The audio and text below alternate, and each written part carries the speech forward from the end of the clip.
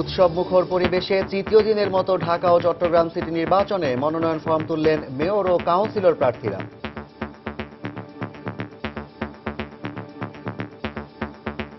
কবরী ও কারাবন্দী মান্নার পক্ষে ফর্ম সংগ্রহ। ঢাকা দক্ষিণের জন্য নিজেই ফর্ম তুললেন হাজী সেলিম ও সাইদ খোকন। ঢাকাবাসীর দোয়া চাই, আমি তাদের স্নেহ চাই। আমার বাবাকে যেভাবে তারা উজাড় করে দোয়া দিয়েছিলেন, ভালোবাসা দিয়েছিলেন, আমি তাদের দোয়া চাই, ভালোবাসা চাই। দেখছিলেন প্রধান শিরোনাম। রাত 11টার সময় সঙ্গে আছি আমি জাফর সাদিক এবং আমি সাইফুল রুদ্র। এবার অন্যান্য শীর্ষ সংবাদ। চলমান রাজনৈতিক সহিংসতায় শিক্ষা খাতে ব্যাপক ক্ষতি। সার্বিক শিক্ষা কার্যক্রমে নেতিবাচক প্রভাব পড়ার আশঙ্কা। রোজা ও গরমের ছুটিতে ক্লাস নেয়ার নির্দেশনা আসছে। জামালপুরের জামায়াত নেতা শামসুল হক সহ 8 জনের বিরুদ্ধে মানবতা বিরোধী অপরাধের তদন্ত প্রতিবেদন চূড়ান্ত। আসামিদের 6 জনই পলাতক। রাজধানীর মতিঝিলে ভবনের নকশা বহির্ভূত অংশ ও অবৈধ দোকান উচ্ছেদ। পার্কিং এর জায়গা বাণিজ্যিকভাবে ব্যবহার করায় সতর্ক করা হলো ভবন মালিকদের। ফ্রান্সের দক্ষিণাঞ্চলে 148 আরোহী নিয়ে জার্মানির একটি বিমান বিধ্বস্ত। কেউই বেঁচে নেই বলে ধারণা করছে কর্তৃপক্ষ।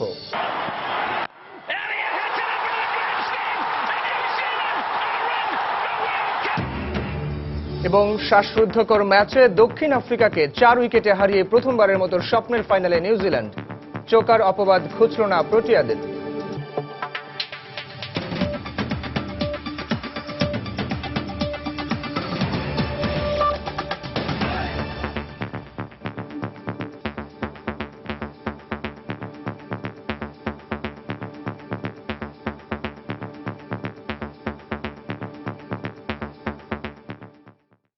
ঢাকা উত্তর ও দক্ষিণ সিটি কর্পোরেশন নির্বাচনে অংশ নিতে আজ দুপুর পর্যন্ত সম্ভাব্য মেয়র প্রার্থী হিসেবে মনোনয়নপত্র সংগ্রহ করেছেন 8 প্রার্থী।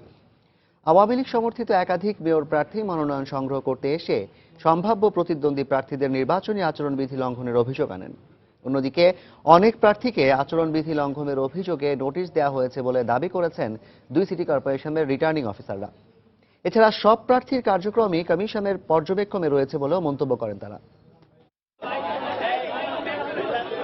টানা তৃতীয় দিনের মতো মঙ্গলবার সংশ্লিষ্ট নির্বাচন অফিস থেকে মনোনয়নপত্র সংগ্রহ করেছেন ঢাকা সিটি কর্পোরেশন নির্বাচনের সম্ভাব্য মেয়র এবং কাউন্সিলর প্রার্থীরা। দুপুরে সংশ্লিষ্ট রিটার্নিং কর্মকর্তার অফিসে গিয়ে মনোনয়নপত্র সংগ্রহ করেন সরকার সমর্থিত সম্ভাব্য মেয়র প্রার্থী সাইদ খোকন। এর পরপরই মনোনয়নপত্র সংগ্রহ করেন আওয়ামী লীগ নেতা হাজী মোহাম্মদ সেলিম। আমার বাবাকে যেভাবে তারা উজাড় করে দোয়া দিয়েছিলেন, ভালোবাসা দিয়েছিলেন, আমার বাবা তাদের জন্য নিজের জীবনকে উৎসর্গ করেছেন। আমি তাদের দোয়া চাই, ভালোবাসা চাই। ইনশাল্লাহ আমি তাদের জন্য আমার এই জীবন উৎসর্গ করব। আমি লিখিতভাবে অভিযোগ দিয়েছি, নির্বাচনের সময়সীমা যেটা প্রচারণা রয়েছে সেই সময়সীমার আগে যদি কেউ প্রচারণা করে কিংবা অস্ত্রশস্ত্র নিয়ে ভয়ভীতি সন্ত্রাসের সৃষ্টি করে, একজন প্রার্থী হিসেবে অভিযোগ দাখিল করার অধিকার আমার রয়েছে। আমি যদি রাস্তা দাঁড়ালেই যদি 100-200 লোক হয়ে যায়, আমার তো করণীয় কিছু নাই। এখন মানুষ আমাকে সালাম দেয়, আমিও সালাম দেব, হাতে মুসাফা করবো। আমি যেহেতু মুসলমান, তা আমাকে তো সালাম দেওয়া তো নিতে হবে। আচরণবিধিতে লেখা আছে যে সালাম দিবেন না, মুসাফা করবেন না। এদিকে ঢাকা উত্তর সিটি কর্পোরেশন নির্বাচনে অংশ নিতে কারাগারে থাকা মাহমুদুর রহমান মান্নার পক্ষে মনোনয়নপত্র সংগ্রহ করেন তার আইনজীবী। এছাড়া প্রতিনিধির মাধ্যমে মনোনয়নপত্র নেন সারাহ বেগম কবরী। আমি কবরী ম্যাডামের পার্সোনাল সেক্রেটারি। আমি ওনার মনোনয়নপত্র নেওয়ার জন্য আমাকে অনুমোদন দিয়েছি।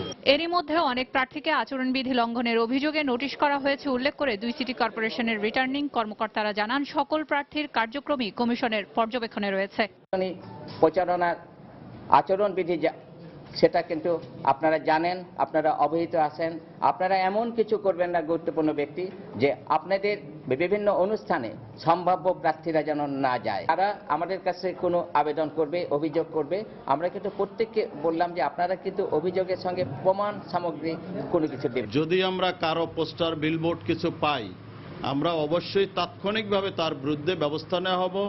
ঢাকা উত্তর সিটি কর্পোরেশন এলাকায় একজন ম্যাজিস্ট্রেটও নিয়োগ করা হয়ে গেছে মোবাইল কোর্ট পরিচালনার জন্য। তিনিও বিভিন্ন এলাকা পরিদর্শন করছেন।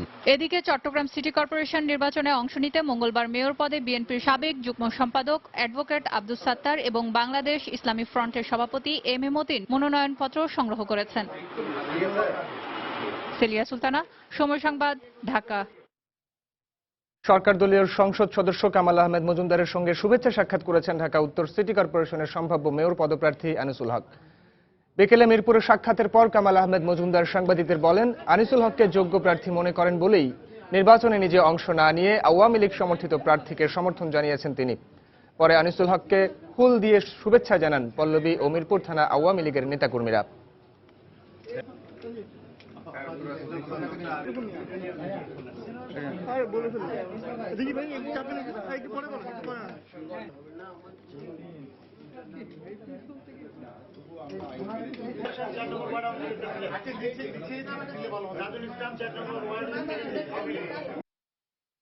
আমার চেয়ে যোগ্য প্রার্থী মনে করে আমি ওনার সমর্থনে আমার নির্বাচনে অংশগ্রহণ না করার সিদ্ধান্ত নিয়েছি। সমর্থন করে বিপুল ভোটে আমরা যাতে জয়যুক্ত করতে পারি। বর্জ্য সমস্যা আমি মনে করি সবচেয়ে বেশি পাচ্ছি আমি। হেলথের সমস্যা নিয়ে কথা বলছেন সবাই বেশি, ট্রান্সপোর্টেশনের সমস্যা নিয়ে কথা বলছেন সবাই বেশি। একটি পরিচ্ছন্ন ঢাকা প্রয়োজন, হ্যাঁ, একটি ভালো অ্যাডমিনিস্ট্রেশনের ডিসিসি প্রয়োজন, একটি নিরাপদ ঢাকা প্রয়োজন। আমরা সেই প্ল্যান করছি। ইনশাআল্লাহ ভবিষ্যতে আপনারা আরো কিছু সুন্দর সুন্দর চমক দেখতে পাবেন। খাদ্যমন্ত্রী অ্যাডভোকেট কামরুল ইসলাম বলেছেন, সিটি নির্বাচনে দলীয় সভানেত্রী মেয়র পদে চূড়ান্তভাবে যাকে সমর্থন দেবেন মহানগর নেতাকর্মীরা শুধুমাত্র তার পক্ষেই কাজ করবে। সকালে মহানগর আওয়ামী লীগের বর্ধিত সভায় তিনি একথা বলেন। নির্বাচনে অংশ নিয়ে সন্ত্রাসের পথ পরিহার করার যে সুযোগ সৃষ্টি হয়েছে, বিএনপিকে তা গ্রহণের আহ্বান জানান খাদ্যমন্ত্রী। 28 তারিখ মনোনয়নপত্র দাখিলের পর মাননীয় প্রধানমন্ত্রী যাদেরকে দাখিল করার নির্দেশ দেবেন, যাদেরকে মনোনয়নপত্র দাখিল করার নির্দেশ দেবেন মেয়র হিসাবে উত্তর এবং দক্ষিণে, যাদেরকে নির্দেশ দেবেন যে তোমরা মনোনয়নপত্র দাখিল করো, তাদের বাইরে কারোর সাথে আমাদের সাথে কোনো সম্পর্ক অন্য কেউ যদি দাখিল করেন সেটা নিজ দায়িত্ব করবেন। আমাদের প্রস্তুতি, আমাদের দলীয় সমর্থন বা দলীয় কর্মী নেতা কর্মীদের অবস্থান তাদের সাথে থাকবে না। এই নির্বাচনে লেভেল প্লেইং ফিল্ড হবে, সমতল ভূমি হবে। আপনারা সন্ত্রাসীর পথ পরিহার করে সুস্থ রাজনীতির পথে ফিরে আসার একটা সুবর্ণ সুযোগ আপনারা পেয়েছেন। সম্মানজনক ট্রানজিট আপনারা গ্রহণ করতে পারেন নির্বাচনে অংশগ্রহণ করার মধ্য দিয়ে। কিন্তু সন্ত্রাসীদের বিরুদ্ধে ব্যবস্থা গ্রহণ করা থেকে সরকার বা আইন শৃঙ্খলা রক্ষাকারী বিরত থাকবে, এই উদ্ভট দাবি কোনো অবস্থাতেই মেনে নেওয়া হবে না। বিএনপি নেতৃত্বাধীন 20 দলীয় জোটের টানা হরতাল অবরোধ সহ চলমান রাজনৈতিক সহিংসতায় সবচেয়ে বেশি ক্ষতির মুখে পড়েছে দেশের শিক্ষা খাত। ক্ষতি পুষিয়ে নিতে না পারলে সার্বিক শিক্ষা কার্যক্রমে নেতিবাচক প্রভাব পড়ার আশঙ্কা করছেন শিক্ষা বিশেষজ্ঞরা। পাশাপাশি ক্লাস পরীক্ষা সহ শিক্ষা খাতকে সকল রাজনৈতিক কর্মসূচির আওতামুক্ত রাখারও পরামর্শ তাদের। এদিকে রোজা, ঈদ ও গ্রীষ্মকালীন ছুটি কমানোর পাশাপাশি সাপ্তাহিক ছুটির দিনেও শিক্ষা প্রতিষ্ঠান খোলা রাখার নির্দেশনা আসছে বলে জানিয়েছে শিক্ষা সংশ্লিষ্টরা। আরও জানাচ্ছেন প্রসূন আশিস। 20 দলীয় জোটের টানা হরতাল অবরোধ আর চলমান সহিংস রাজনীতির কবলে পড়ে বছরের শুরু থেকেই শিক্ষা প্রতিষ্ঠানগুলো স্থবির হয়ে পড়ে।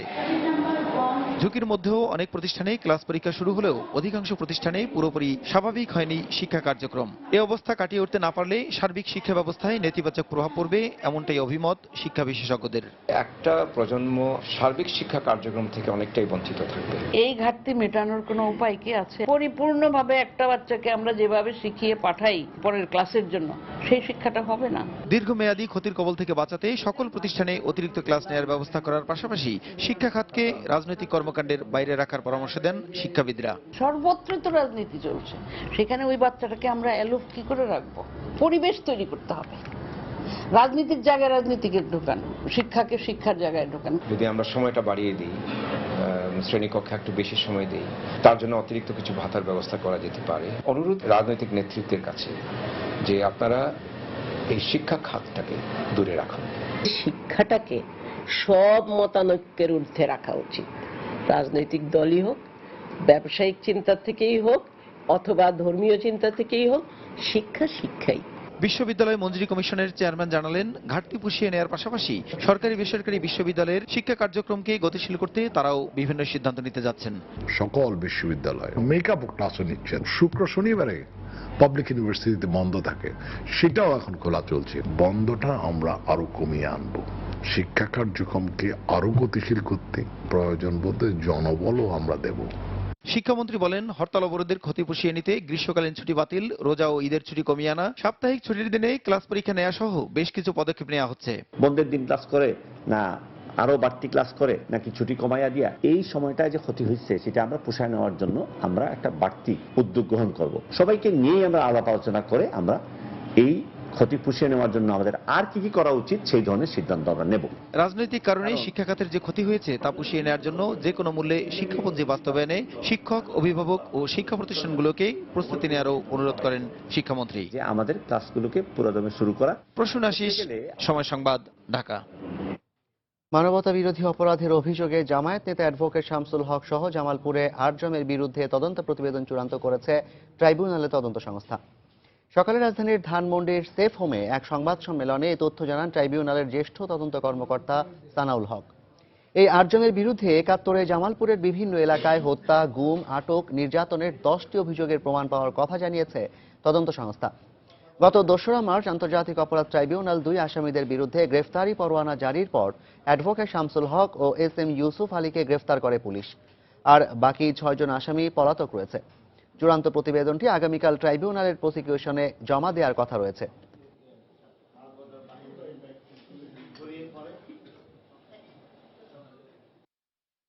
তারা আলবদর অফিস কমিটি অফিস প্রতিষ্ঠা করে সেগুলোকে নির্যাতন কেন্দ্রে রূপান্তরিত করে সেখানে বহু লোককে এনে নির্যাতন করে, অনেকেই পরে তাদেরকে লাশ পর্যন্ত গায়েব হয়ে যায়। 2 জন গ্রেপ্তার হয়েছে। তারা রাজনৈতিক পরিচয়ে তখনই তারা জামাতে ইসলামী করতেন। বাকি যে 6 জন তারা সেই সময়ে জামাতের যে অঙ্গ সংগঠন ছাত্র সংঘের সদস্য ছিলেন এবং তারা সকলেই আলবদরে রূপান্তরিত হন এবং আলবদর হিসাবে তারা এই নির্যাতনমূলক কার্যে নিয়োজিত ছিলেন। রাত 11টার সময় আরো থাকছে। রাজধানীর আগারগাঁও পাসপোর্ট অফিস থেকে 19 দালাল আটক, জেল ও জরিমানা। বাংলাদেশের অবকাঠামোগত খাতে কুয়েতকে আরো বেশি বিনিয়োগের আহ্বান জানিয়েছেন প্রধানমন্ত্রী শেখ হাসিনা। বিকেলে গণভবনে কুয়েতের মিনিস্ট্রি অব ইন্টেরিয়র এর under secretary lieutenant general Suleiman Fahad Al Fahad প্রধানমন্ত্রীর সঙ্গে সাক্ষাৎ করতে গেলে তিনি এই আহ্বান জানান। কুয়েতে বাংলাদেশের বিপুল শ্রমশক্তির কথা উল্লেখ করে প্রধানমন্ত্রী বলেন, কুয়েত চাইলে বাংলাদেশ থেকে আরো বেশি জনশক্তি নিতে পারে। এ সময় বাংলাদেশের বিষয়টি কুয়েতের রাষ্ট্রপ্রধানের কাছে বলা হবে বলে আশ্বাস দেন আন্ডার সেক্রেটারি ফাহাদ।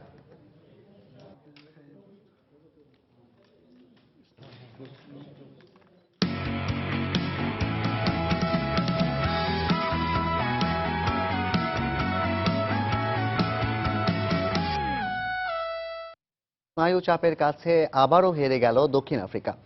আর তাতেই 40 বছরের বিশ্বকাপের ইতিহাসে প্রথমবারের মতো ফাইনালের মঞ্চে জায়গা করে নিল স্বাগতিক নিউজিল্যান্ড। অন্যদিকে অশ্রু জলে বিদায়ে নিজেদের আবারও চোকার্স প্রমাণ করল প্রোটিয়ারা। অকল্যান্ডে শ্বাসরুদ্ধকর ম্যাচে বৃষ্টি আইনে প্রোটিয়াদের 4 উইকেটে হারিয়েছে কিউইরা। এ জয়ে 29 মার্চ মেলবোর্নে অনুষ্ঠেয় ফাইনালে নিউজিল্যান্ডের প্রতিপক্ষ হতে পারে ভারত কিংবা অস্ট্রেলিয়া। দারুণ রোমাঞ্চে বুথ তখন অকল্যান্ডের গ্যালারি। ইতিহাস রচনা করতে নিউজিল্যান্ডের প্রয়োজন 2 বলে 5 রান। আবছা থাকা স্বপ্নটাকে আকাশে ভাসিয়ে বল মাঠের বাইরে ফেলে কিউইদের রঙিন স্বপ্নের পূর্ণতা দিলেন এলিয়ট। আর তাতেই নিজেদের বিশ্বকাপের 40 বছরের ইতিহাসে প্রথমবারের মতো ফাইনালের মঞ্চে ওঠে কিউইরা। আর চতুর্থবারের মতো ফাইনালে ওঠার স্বপ্নভঙ্গের বেদনার সাথে সখ্যতা গড়ে প্রোটিয়ারা জানান দিল আগামী 4 বছর বরাবরের মতোই চোকার্স উপাধি শুধুই তাদের নামে। এর আগের গল্পে টস হেরে ব্যাট করতে নামে দলীয় 31 রানে 2 ওপেনার আমলা ও ডিকককে হারায় দক্ষিণ আফ্রিকা। প্রাথমিক বিপদ সামাল দেন রুসো ও ডুপ্লেসি। তবে রুসো 39 রানে কাটা পড়লে আবারও ইনিংস মেরামতের দায়িত্ব নেন ডুপ্লেসি ও অধিনায়ক ভিলিয়ার্স। তাদের ব্যাটিংয়ে প্রাণের সঞ্চার ঘটে স্কোরবোর্ডে। কিন্তু বিশ্বমঞ্চে যে ক্রিকেট দেবতা বরাবরই নিষ্ঠুর প্রোটিয়াদের প্রতি, তাই অকল্যান্ডের ক্রিকেট আকাশে বৃষ্টি। তখন প্রোটিয়াদের সংগ্রহ ছিল 38 ওভারে 216 রান। 1 ঘন্টার বেশি সময় পর খেলা শুরু হলে পরের 5 ওভার ব্যাটিং করার সুযোগ পায় প্রোটিয়ারা। মিলারের মারমুখী 49 আর খ্যাপাটে ডিভিলিয়ার্সের 65 রানে মোট 281 রানের সংগ্রহ পায় আফ্রিকা। বৃষ্টি আইনে নিউজিল্যান্ডের টার্গেট দাঁড়ায় 298 রান। ওভার প্রতি আস্কিং রান রেট প্রায় 7 করে। কঠিন কিন্তু অসম্ভব কিছু নয়, তাই জবাব দিতে নেমে একরকম ম্যাচ পরবর্তী হাইলাইটস ব্রেন্ডন ম্যাককালামের ব্যাটে। তার ব্যাটিং তাণ্ডবে স্টেন মর্কেলরা লাইন লেন্থ হারিয়ে ফেলেন, তবে ম্যাককালাম নামক সাইক্লোন থামে দলীয় 71 রানে। মাত্র 26 বলে 59 রানে প্যাভিলিয়নে ফেরার পথে দলের রানের চাকা করে যান গতিময়, কিন্তু রান তোলার ওই গতিতে তাল মেলাতে পারেননি উইলিয়ামসন, গাপটিল, টেইলররা। 149 রানে 4 উইকেট হারালে ম্যাচ কিছুটা হেলে পড়ে দক্ষিণ আফ্রিকার দিকে। কিন্তু দৃশ্যপট পাল্টাতে হাজির হার্ডিটার কোরি অ্যান্ডারসন। তার 58 রানের দুর্দান্ত ইনিংসে থামলেও স্বপ্ন জয়ে থামেননি এলিয়ট। তার 84 রানের অপরাজিত ইনিংসে চড়ে শ্বাসরুদ্ধকর ম্যাচ জিতে উল্লাসে মেতে ওঠে নিউজিল্যান্ড।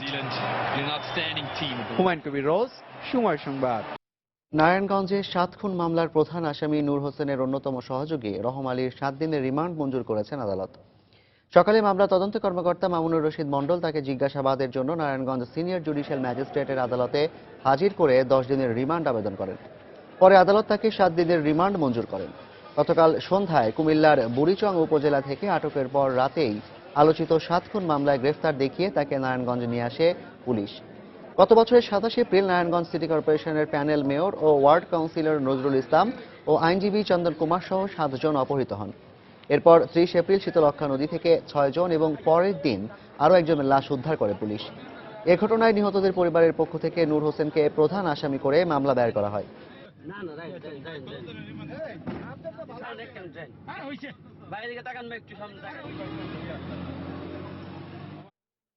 রাজধানীর আগারগাঁও পাসপোর্ট অফিস থেকে 19 দালালকে আটক করে 3 মাস করে কারাদণ্ড দিয়েছে র্যাবের ভ্রাম্যমাণ আদালত। পাশাপাশি প্রত্যেককে 5,000 টাকা করে জরিমানাও করা হয়। এছাড়া একজনের কাছ থেকে 5,000 টাকা জরিমানা আদায় করে তাকে ছেড়ে দেওয়া হয়।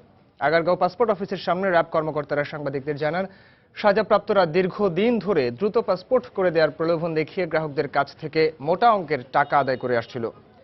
অনেক সময় গ্রাহকদের ভুয়া কাগজপত্র সরবরাহ করে কেটে পড়ত এই দালালরা। কোনো কোনো ক্ষেত্রে পুলিশের ছাড়পত্র ছাড়াই দেয়া হতো পাসপোর্ট। এ ধরনের পাসপোর্ট ব্যবহার করে কোথাও যেতে চাইলে বিপত্তির মুখে পড়েছেন নাগরিকরা। এই দালাল চক্রের সঙ্গে পাসপোর্ট অফিসের কেউ জড়িত কিনা তা খতিয়ে দেখা হবে বলে জানান র্যাব কর্মকর্তা।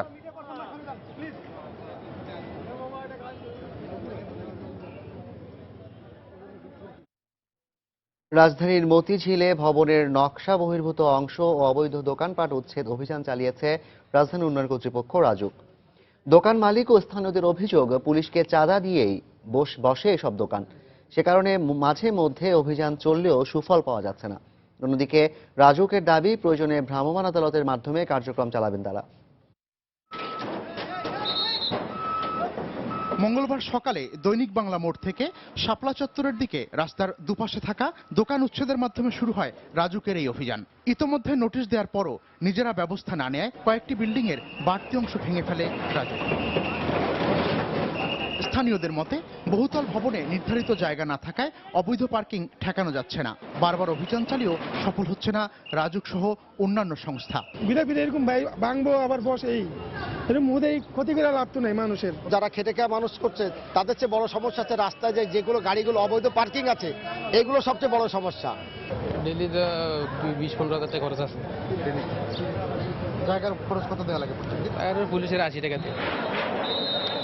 নির্বাহী ম্যাজিস্ট্রেট জানান, মূলত প্রতিটি ভবনে পার্কিং এর জায়গার ব্যবহার নিশ্চিতে এই অভিযান শুরু করেছেন তারা। পাশাপাশি চলছে ফুটপাত দখলমুক্ত করার কাজও। আর্থিক প্রতিষ্ঠানে আজকে আমরা যে উচ্ছেদ করেছি, নোটিশ করার পরে গণবিজ্ঞপ্তি দেওয়ার পরেও তারা আইনকে বৃদ্ধাঙ্গুলি প্রদর্শন করে তাদের এই অবৈধ কার্যক্রম অব্যাহত রেখেছে। তাদেরকে চূড়ান্তভাবে আজকে আমরা বলে দিলাম, এবং যেহেতু এখানে আর্থিক প্রতিষ্ঠান, তার নিরাপত্তার বিষয় আছে, কেউ আবার অবৈধ ব্যবসা কার্যক্রম চালায় তাহলে মোবাইল কোড আইন অনুযায়ী তাদের বিরুদ্ধে জেল জরিমানা সহ বিধিগত ব্যবস্থা গ্রহণ করা হবে। এছাড়া গাড়ি পার্কিং সুবিধা বাড়াতে মতিঝিলে আরও কয়েকটি নতুন ভবন নির্মাণের কথাও জানান রাজুক কর্মকর্তারা। মিজানুর রহমান, খবির, সময় সংবাদ, ঢাকা। মহান স্বাধীনতা ও জাতীয় দিবস উপলক্ষে আয়োজিত সশস্ত্র বাহিনীর সমরাস্ত্র প্রদর্শনীতে সব ধরনের মানুষের বেশ আগ্রহ দেখা গেছে। বিভিন্ন যুদ্ধ সরঞ্জাম এত কাছ থেকে দেখার সুযোগ পেয়ে খুশি প্রদর্শনীতে আগতরা।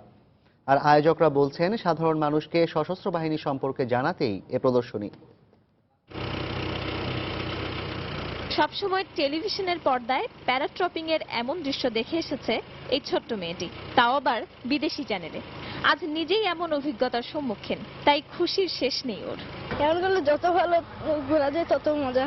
অনেক সুন্দর জিনিস, প্লেন অনেক সুন্দর, ওই গুলি মারে প্লেন, ট্যাঙ্ক, অনেক জায়গা অনেক সুন্দর। এরা অনেক উৎসব করেছে, ভালো উৎসব। মহান স্বাধীনতা ও জাতীয় দিবসকে সামনে রেখে সর্বস্তরের মানুষের জন্য উন্মুক্ত সমরাস্ত্র প্রদর্শনীর আয়োজন করেছে সশস্ত্র বাহিনী। সেনা, নৌ ও বিমান বাহিনীর অত্যাধুনিক সব যুদ্ধ সরঞ্জাম এত কাছ থেকে দেখতে সব বয়সীদের ভিড় ছিল এই প্রদর্শনীতে। আমরা এত কাছ থেকে এর আগে কখনো দেখতে পাইনি, এখন দেখতে পেয়ে খুব ভালো লাগছে। এখানে কাছ থেকে অনেক অস্ত্র সম্পর্কেও আমাদের জানার একটা হয়েছে, সুযোগ হয়েছে। বাংলাদেশ সশস্ত্র বাহিনী সম্পর্কে দেশের জনগণকে ভালোভাবে জানার সুযোগ করে দিতেই এই প্রদর্শনী, বললেন আয়োজকরা। বাংলাদেশ সশস্ত্র বাহিনীর গৌরবময় ইতিহাস, দেশ ও জাতি গঠনে সশস্ত্র বাহিনীর ভূমিকা, জাতিসংঘ শান্তিরক্ষা মিশনে সশস্ত্র বাহিনীর কার্যক্রম, সশস্ত্র বাহিনীর আধুনিকায়ন, সশস্ত্র বাহিনীর বিভিন্ন প্রকার সমরাস্ত্র সম্পর্কে জনসাধারণকে সম্যক ধারণা প্রদান এবং এই বৃহৎ ও চ্যালেঞ্জিং পেশার প্রতি বিশেষ করে মেধাবী তরুণদের আকৃষ্ট করার জন্য এই প্রদর্শনীর আয়োজন করা হয়েছে। নিজের দেশের সশস্ত্র বাহিনী সম্পর্কে জানার এমন সুযোগ আরো বাড়ানো উচিত বলে মনে করেন আগতরা। এরকম উদ্যোগ প্রত্যেক বছর হওয়া উচিত এবং সাধারণ পাবলিকে এই সম্বন্ধে আইডিয়া, অভিজ্ঞতাটা বাড়বো। আমার দেশের 3 বাহিনীর কি শক্তি আছে এটা সাধারণ জনগণ জানতেছে, এটা অবশ্যই হওয়া উচিত। 9 দিনের এই উন্মুক্ত প্রদর্শনী চলবে আগামী 31শে মার্চ পর্যন্ত। তবে 26শে মার্চ স্বাধীনতা ও জাতীয় দিবস উপলক্ষে এই প্রদর্শনী বন্ধ থাকবে। পারমিতা হিম, সময় সংবাদ, ঢাকা।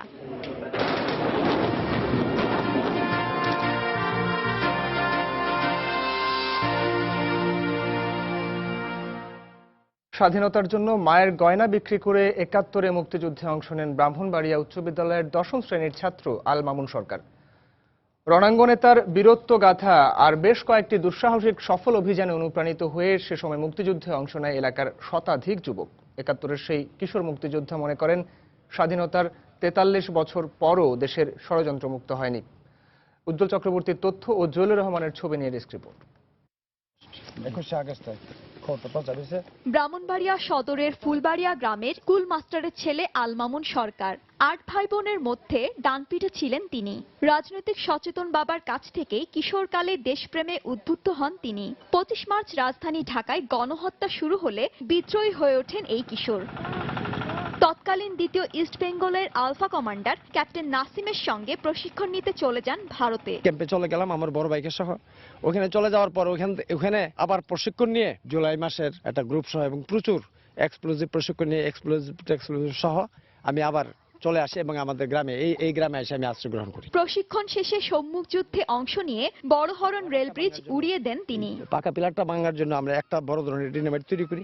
এই বুধ 12টা 12:15টার দিকে বিকট আওয়াজে এই ডিনামাইট ব্লাস্ট হয় এবং ডিনামাইট ব্লাস্ট হওয়ার সাথে সাথে ব্রিজটা উড়ে চতুর্দিকে ছড়িয়ে পড়ে। কিশোর মুক্তিযোদ্ধা আল মামুন সরকারের দুঃসাহসিক এই অভিযানে অনুপ্রাণিত হয়ে যুদ্ধে অংশ নেন এলাকার শতাধিক যুবক। বহু লোক তৈরি হলো।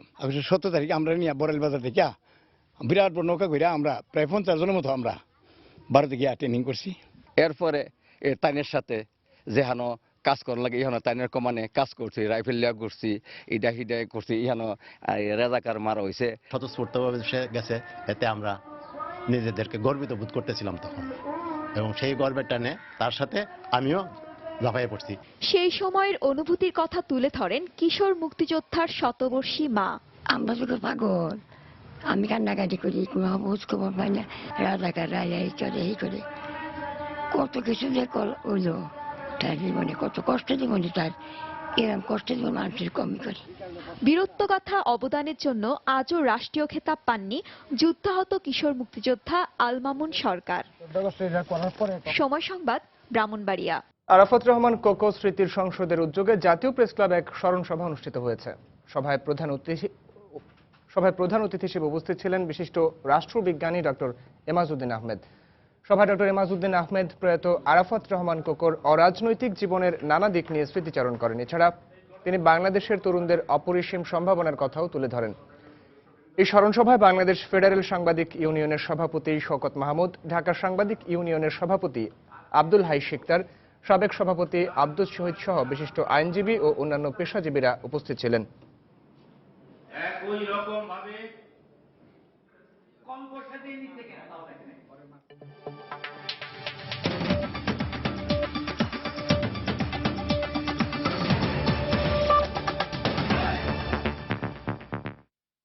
ফ্রান্সের দক্ষিণাঞ্চলীয় আলপস পর্বত এলাকায় 148 জন আরোহী নিয়ে জার্মানির একটি বিমান বিধ্বস্ত হয়েছে বলে জানিয়েছে ফরাসি বেসামরিক বিমান চলাচল কর্তৃপক্ষ। জার্মানি এয়ারলাইন্সের বিমানটি আরোহীদের মধ্যে 142 জন যাত্রী ও 6 জন ক্রু ছিল বলে জানা গেছে। তবে যাত্রীদের ভাগ্যে কি ঘটেছে তা জানা না গেলেও তাদের কারো বেঁচে থাকার সম্ভাবনা নেই বলে দুর্ঘটনার পর এক সংবাদ সম্মেলনে জানান ফরাসি প্রেসিডেন্ট ফ্রাঁসোয়া ওলাদ। যাত্রীদের মধ্যে 67 জন জার্মানি ও 45 জন স্পেনের নাগরিক বলে নিশ্চিত করেছে দেশ দুটির সরকার। উদ্ধারকর্মীরা এরই মধ্যে দুর্ঘটনাস্থল ফ্রান্সের আলপস পর্বতের ব্লেয়ন ভ্যালি এলাকার উদ্দেশ্যে রওনা হয়েছে বলে জানিয়েছে ফরাসি কর্তৃপক্ষ। সমুদ্রপৃষ্ঠ থেকে 2000 মিটার উঁচুতে বিমানটির ধ্বংসাবশেষ চিহ্নিত করা গেছে বলেও জানায় তারা। মঙ্গলবার স্পেনের বার্সেলোনা থেকে জার্মানির ডুসেলডর্ফ যাওয়ার পথে বিমানটি বিধ্বস্ত হয় বলে জানায় ফরাসি নিরাপত্তা বাহিনী।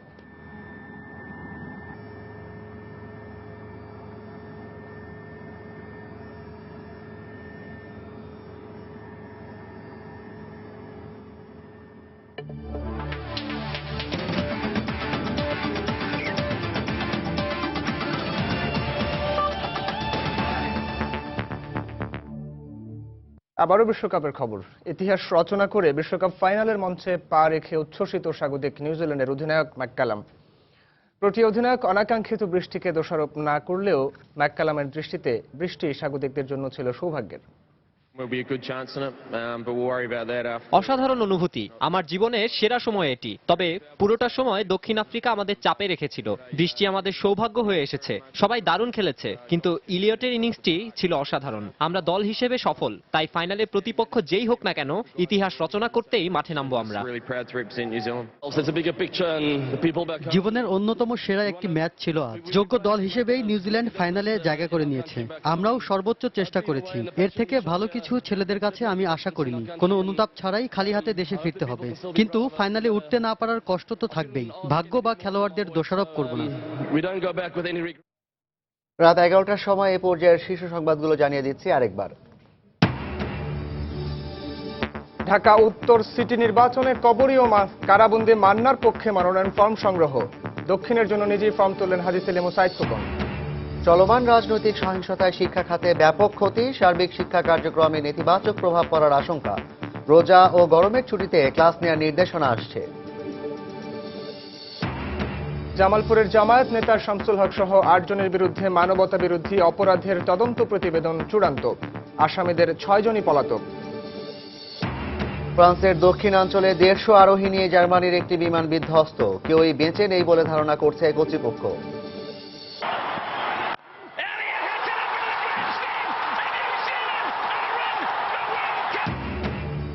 এবং শ্বাসরুদ্ধকর ম্যাচে দক্ষিণ আফ্রিকাকে 4 উইকেটে হারিয়ে প্রথমবারের মতো স্বপ্নের ফাইনালে নিউজিল্যান্ড।